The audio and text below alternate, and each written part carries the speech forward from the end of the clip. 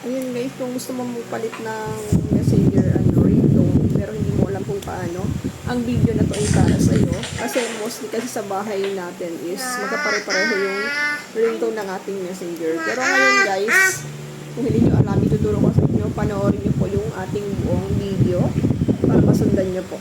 Kung hindi pa kayo nakapalit ng messenger ringtone nyo, ayan, sundan nyo yung step by step na tutorial natin.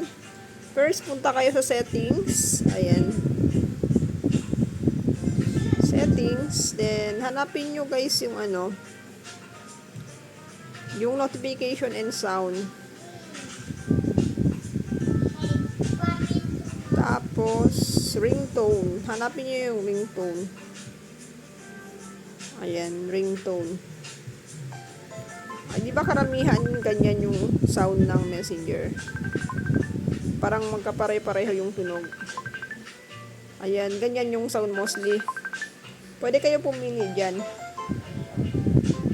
Ayan, kung anong pipiliin nyo. Para hindi halata na may tumatawag sa inyo sa messenger.